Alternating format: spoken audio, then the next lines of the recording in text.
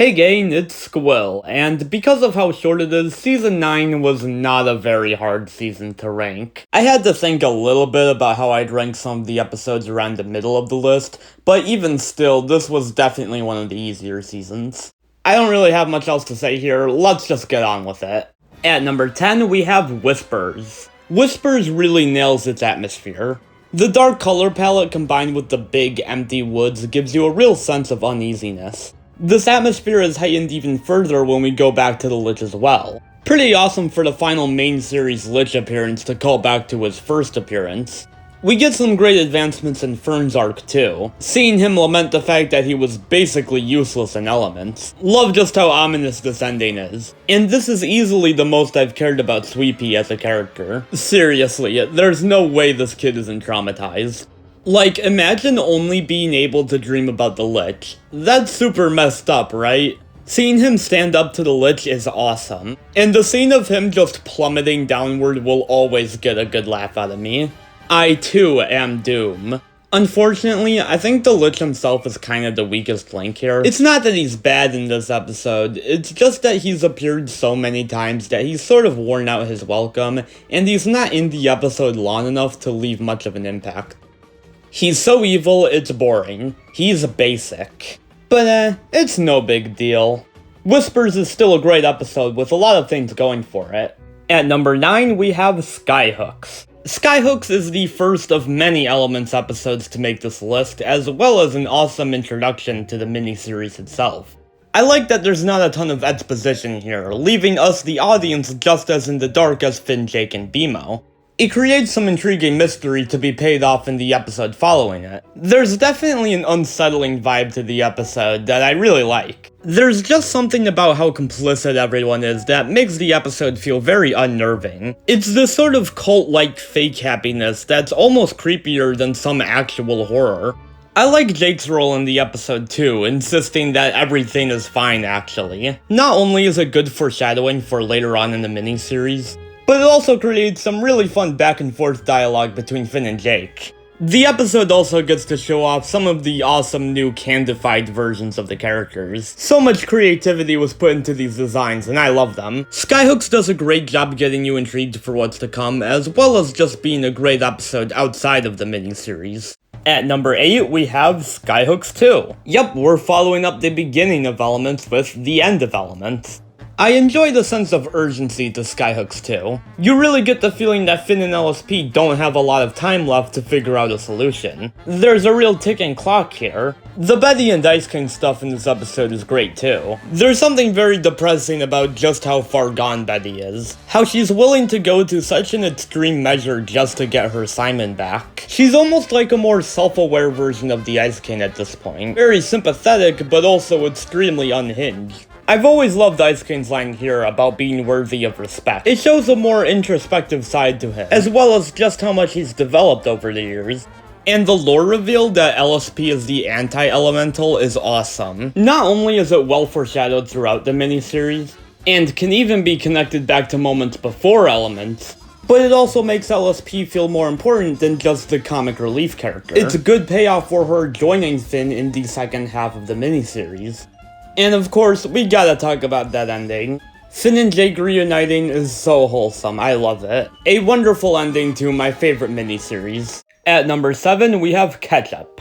Ketchup is so charming. It's just such a fun BMO Marceline hangout episode. It's surprising how rarely these characters interact, considering they're two of the most beloved in the show. We get 3 cute little vignettes here, each with their own distinct art style. And I enjoy the variety on display with these segments. The first story is fun in how much it indulges in its surreal absurdity. It fully embraces BMO's childlike imagination. And hey look, it's Mordecai. Our second story is a fascinating look at what Marceline was up to right before Elements started. It's fun seeing her reinterpret the events of the miniseries. And I think it's an interesting look at Marceline's psyche, how uncomfortable she is talking about more serious subjects. Even after all her character development, she still remains very emotionally distant. And what is there to even say about the final story here? It's just adorable. It honestly feels like a children's book, and I mean that in the best way possible. Despite being told by BMO, it's able to capture Marceline's emotions when it comes to losing her mother perfectly, and it only gets better with the context of Obsidian. Ketchup is a very unique and delightful episode. At number 6, we have Abstract. Abstract gives us a deeper look into Jake's insecurities than probably any other episode. Of all the characters in Adventure Time, Jake is definitely one of the most stagnant. He generally doesn't undergo a ton of change or character development, at least not compared to the other main characters. So I like how the episode forces him to grapple with change with his new alien form. How others perceive him differently despite him still feeling like his same old self. I like how the episode brings Jermaine into this, showing how he's changed too. Though personally, I wish we got to see Bryce's character development. But for real, the bond between Jake and Jermaine in this episode is very sweet. Jake's speech about change being our natural state really resonates with me. It can be kinda scary how unpredictable the future is, but once you embrace those changes, you'll learn that it's not really all that bad.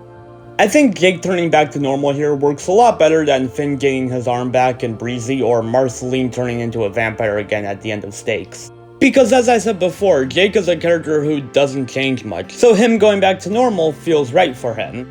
Abstract is such a profound character study for Jake. Great episode. At number 5, we have Winter Light. Look, you guys know me by now. You should know that I love myself a good Finn, Jake, and Ice King team up. They just have such a fun dynamic, the three work off each other so well. Ice King's shrill scream at the sight of Finn wearing the sweater he made for Jake will never cease to get a laugh out of me. Like, I know people keep spreading that Lois clip around, but this is almost on the same level. Plus, he's rocking that suit, very bespoke of him. Speaking of which, on the visual level, this episode is just gorgeous. The cool shade of blue they use adds a lot to the atmosphere. It was also great to see Carol again, she's such a funny character. Yeah, I draw elves, it's what I like to do! The song in this episode is great too, very atmospheric. For an episode in which most of the background characters are depressed, it's surprisingly not too much of a downer. They do a good job keeping things light with some great Ice King jokes. Also, Jake almost being turned into an ice elemental is good foreshadowing for later on in the miniseries. Winter Light is a fun Finn, Jake, and Ice King adventure with awesome visuals and atmosphere. At number 4, we have Happy Warrior. Okay, so I know I just praised the visuals in Winter Light, but Happy Warrior might actually be the best looking Adventure Time episode, not counting Distant Lands. The Flame Kingdom looks absolutely gorgeous in this episode. I kinda wish we spent more time here. Despite the mostly gray color scheme, they make it look incredibly detailed. Plus, Finn's fire elemental design absolutely rips. I'll be super disappointed if they never end up adding it to multiverses. Flame Princess's new design in this episode is great too. But don't worry, I like this episode for more reasons than just the visuals. Finn and LSP have a surprisingly really fun dynamic in this episode. I think LSP as a character is a lot funnier when she has someone to bounce off of, rather than just being on her own. Her asking Finn if he does squats is a hilarious line delivered perfectly. It's also just a great concept, seeing Finn try to control his anger after losing Jake. Him eventually giving into his anger and becoming a fire elemental at the end of the episode makes for a great cliffhanger. Also, he doesn't get a ton of screen time, but Cinnamon Bun is awesome in this episode. On both a visual level and dramatic level, Happy Warrior is awesome. One of my favorite Elements episodes for sure. At number 2, we have Bespoken 4. It's another Ice King episode, so obviously I'm gonna have a fun time. It's just such a delightful day in the life of Ice King. I just love the mundanity of it all. The implication that he spent an unreasonably long amount of time discussing shades of grey. But I also like what this episode adds to Betty's character arc. No offense to Lena Dunham, but Felicia Day does a much better voice for Betty. And I like Betty's struggle here, seeing her confront the idea that the Ice King and Simon are two entirely different people, and that the Simon she once loved is no longer there. Seeing Betty try and recreate a date she had with Simon provides for some really interesting insight into what their lives were like before Simon found the crown. Seeing Betty embrace the Ice King for who he is at the end of the episode is an interesting character turn and does a good job setting up her arc for the rest of the miniseries. Bespoken 4 is an incredibly charming episode that works as both a setup for the rest of Elements, as well as just a fun individual episode. At number 2, we have 3 Buckets. 3 Buckets is an episode that feels super climatic. I love the build-up here, how it starts out as just a regular episode, just Finn and Fern hanging out together. However, we, the audience, know, based on the ending to Whispers, that something is up here. And since we know information that Finn doesn't, that creates for a very suspenseful first half of the episode. And they use that time to foreshadow Fern's betrayal of Finn, such as him blowing up at Finn over a game of rock, paper, scissors, and his lack of response to Finn's speech about them being brothers. I've always loved this scene in particular. It says so much about Fern without him saying anything at all. But once Fern's plan is revealed, the episode really gets kicking. We get the awesome reveal that Finn's robot arm has a bunch of tools in it. I really wish this came up more after this point, as this is the only episode in which it really gets some action. The fight between Finn and Fern in the climax is probably my favorite fight scene in the entire series. Great dialogue, great action, great camera angles, just an amazing scene all around. An episode about a character getting their identity stolen is a very common trope for cartoons. But 3 Buckets works better than most of them because we've spent enough time with Fern to sympathize with him and understand why he'd want to replace Finn. The shot of Fern's fatality looks absolutely brutal, and the end of this episode emotionally wrecks me every time. It's another great example of the show saying so much with very little dialogue. Just by Finn's facial expression alone, you can tell exactly how he's feeling. 3 Buckets is the best season finale Adventure Time's ever had, and would likely make my top 10 of the entire show. It's that good. And my favorite Adventure Time Season 9 episode is Cloudy. It feels weird discussing Cloudy right after 3 Buckets.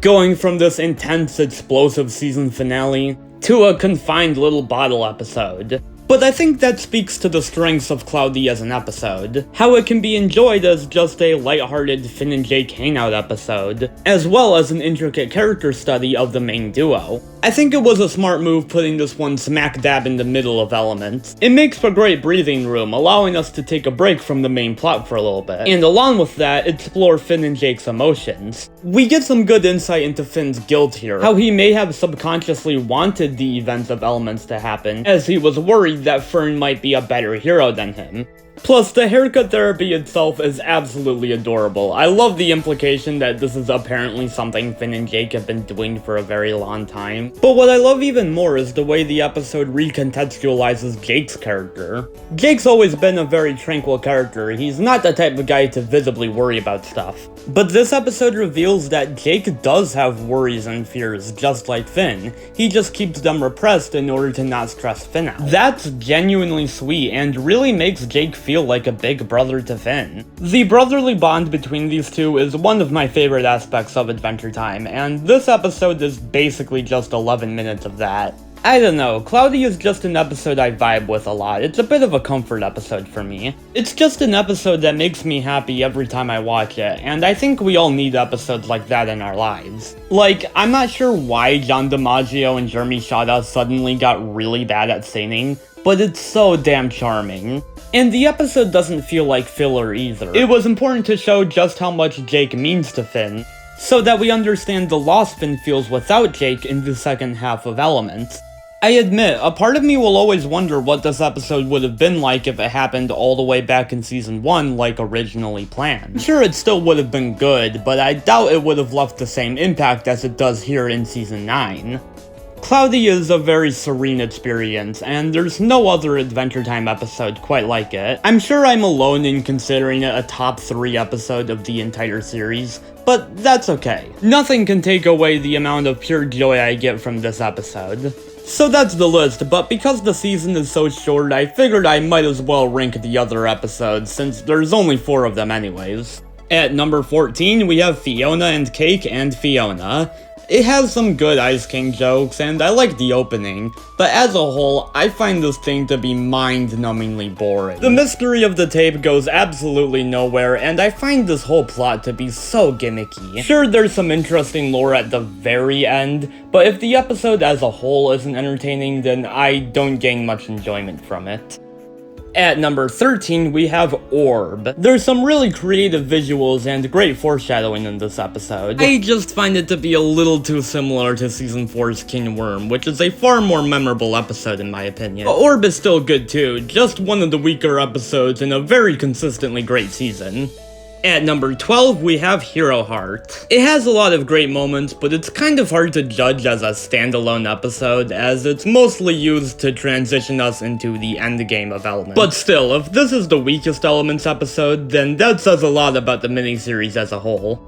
And finally, we've got Slime Central as our Bubble episode. A fun adventure in the Slime Kingdom and a good turning point in the miniseries in which we lose Jake but gain LSP. I don't really have a solid reason as to why it didn't make the list. I just enjoyed most of the other Elements episodes more, and I didn't want to knock off Whispers. Man, I can't believe we've only got one season left. Please tell me how you'd rank this very short season of Adventure Time in the comments. Squill, out.